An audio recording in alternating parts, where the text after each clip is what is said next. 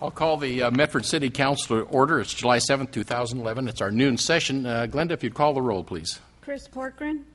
Karen Blair. Present. Al Densmore. Here. Dick Gordon. Here. Greg Jones. Here. James Kuntz. Here. John Michaels. Here. Bob Strasser. Here. There are 7 members present, Your Honor. Thank you very much. At this point, we have approval or correction of the minutes of the June 16th, 2011 meeting, regular meeting, and the June 30th, 2011 special meeting. Are there any additions or corrections to either of those minutes? Seeing none, they'll stand approved as submitted. At this point, we'll go to agenda item 30, which is oral requests and communications from the audience. We have a special presentation to start before we invite the public up. So, Liz, I'd like to meet you down at the podium, if I might.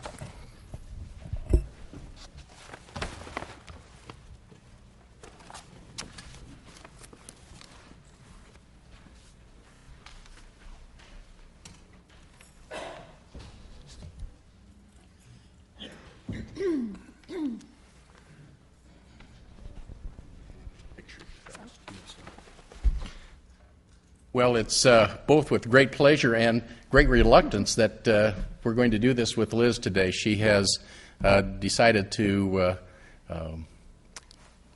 retire. No, she's not. Retire from. Yeah, there you go. Not retire. That's right. Resign as chairman of our Alba Committee, Medford Alba Committee. Liz has served not the full 50 years, but it may seem like it at times. But nonetheless, she's done a remarkable job. With everybody, getting our students back and forth between Italy and the United States and making sure that everybody had a great time on both sides of the Atlantic. And I think it really cemented our relationship with Alba, particularly this last time with our 50th celebration. So it was really nice to go through all of this. And sometimes there's just time for change, and this is going to be one of them. But we'll make sure that the Medford Alba Committee remains strong and viable, and we'll continue to send our students over to Alba and receive the students back and maybe adults at other times. So, Liz, I want to thank you very much. We have a little presentation for you here. I'll let you, and if you would like to say something, you may do so. And then we get Just a few words to thank the city, to thank the community for participating and supporting the program. It continues to be strong and vital, and we intend it to be for the next 50 years. It's been a pleasure working with all of you.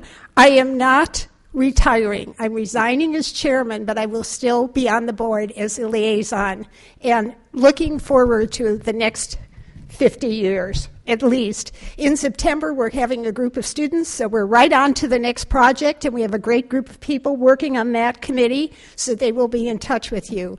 I, again, want to thank you all, and to let you know that we're not, that the Alba board will be headed, at least in the interim, by Doug Snyder, who has a very, very close relationship with the city of Alba. So we look forward to your continued support, and we thank you for the past successful 50 years.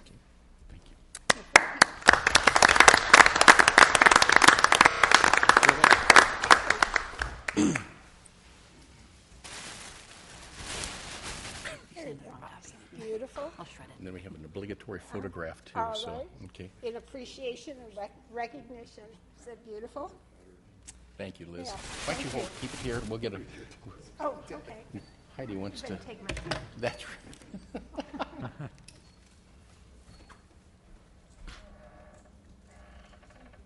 Thanks, Liz, very much. Very much. Well appreciated.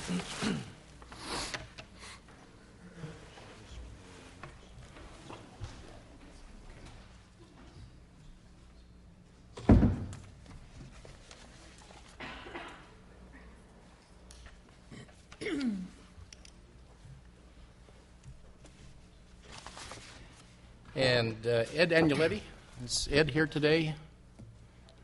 Okay, we have a special proclamation, and I'll keep this back in our proclamation lineup then for later presentation. Is there anyone else to come forward under oral requests and communications? I'll recognize Mr. Skundrich, one of our Jackson County Commissioners. Don, welcome. Thank you, Mayor. Thank you very much. This is just part of my normal go-around visiting city councils throughout the county. But it's a special pleasure today because I bring greetings to Michael Dial. And from the Board of Commissioners and from the government of Jackson County, thank you very much for the work that you've done. It's been a benefit, obviously, to the city that you work for, but the whole county has benefited, and we want to say well done, and thank you very much, and congratulations in whatever it is you do next. Thank you. Thank you, Don. That is really tremendous on your part, as well as the county commissioners. I appreciate it. Thank you. Keep us in the loop. We will. Okay, Thank you. Thanks, Don. Appreciate it. Is there anyone else to come forward? Please, yes, come on up, and if you would, introduce yourself at the podium, and I'm assuming you signed in over at the recorder's desk. And Mr. Mayor, council members, I'm Lawrence Milton Bradley. I reside at 2347 Delta Waters Road, and my comments are on the proposed bike paths and turn lanes on Springbrook that are supposed to be coming forth soon. We've looked around town: Crater Lake Avenue, McAndrews Road, Jackson Street, Stevens Street, East Main, Black Oak. None of them have bike paths. Okay, then I'm going to keep this brief. And road repair did a great job. But I have a picture here that I want to bring to you in just a minute. I've got it marked where they commenced the repair, which went about 70 feet down the road. And going back to my experience, I worked for Granite Construction Company before I went into the business for myself for 45 years as an industrial contractor. They did not repair the road right in front of where they commenced the repair going north. They attempted to epoxy some of the holes, and this particular section of the road is right in the main stream where the trucks and so forth. So if it lasts another year past winter, God help you. thank you very much. We'll pass that. You can give it to Glenda, and we'll pass it around. Thank you. Is there anyone else to come forward under oral requests and communications? Seeing none, then we'll proceed into our regular agenda. This is consent calendar, agenda item 40. Ms. Cooper. Thank you. Council Bill 2011-111, ordinance authorizing execution of user agreements in the total amount of $1,582,955 with Emergency Communications of Southern Oregon for police and fire dispatch services. Council Bill 2001-112, ordinance awarding contract in the amount of $64,000 to Butler Automotive Group to provide police fleet preventive maintenance services. Council Bill 2011-113, ordinance authorizing execution of an intergovernmental agreement with Jackson County to remove and dispose of dead animals from city streets. Council Bill 2011-114, ordinance authorizing execution of an intergovernmental agreement with Klamath County Fire District 4 to provide vehicle maintenance and repair services for the fire district's fire apparatus. Council Bill 2011-115, ordinance awarding a contract in the amount of $122,554.87 to Todd Mills Construction, LLC for concrete work at Fire Station Number 5. Thank you very much. To entertain a motion, Mr. Strasser? So moved. Second. I have a second from, I believe, Mr. Densmore. Items to be removed. Mr. Gordon. 40.1. Other items to be removed. We'll ballot on the remaining items. Glenda, if you'd call the roll on the remaining items. Bob Strasser, Yes. John Michaels, Yes. Al Densmore, Yes. Karen Blair, Yes. Greg Jones, Yes. James Coontz, Yes. Dick Gordon. Yes. There are 7 yes votes.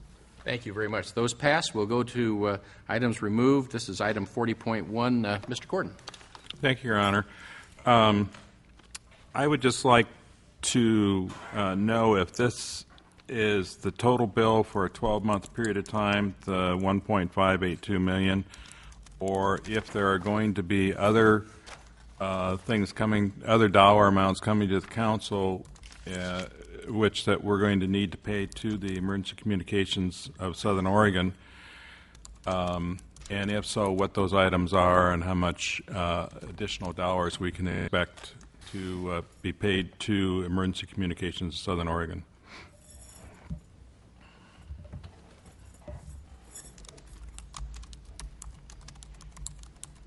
Mayor and Council, thank you. This is per year, and the amount is also split between both the police and fire portion. Those both come out of the fire budget, and we're actually budgeted higher than that. We budgeted at 1.6, so there is some cushion there in case there is an increase, as your concern has noted, that there may be an increase in their employee contracts. There may be a slight bump. We don't know what that will be, but we have budgeted, and there is some cushion there for us in case there is a slight increase. But they also receive the 911 funds as well that we used to have for our own dispatch center. That is a portion of their revenue as well. But I don't expect any additional cost other than those increases that may come from their own employee contracts, and we have the cushion for that. Okay. Follow up, Please. Are the 911 funds pretty much guaranteed now with the legislative session over with? From what I understand, that the fix was fixed and those things are secured. Thank you. There was an attempt to delay those, and there was an attempt to adjust those, but from what I understand, that has been resolved, and the 911 funds are flowing as they're supposed to. Good. Good. Mr. Strasser. Chief George, in terms of the dollar figure that's cited there, and at some point or another, the eventual need for software upgrades and stuff like that, whether it's Tiburon or whoever it is, does this factor in that potential replacement cost down the road? Does it address any of that? I believe the CAD savings from CAD consolidation should assist in that, if that's where you're going with that. EXO will have to absorb some of the costs for some of their software upgrades, but the CAD consolidation and the RMS consolidation should save some money for them as well.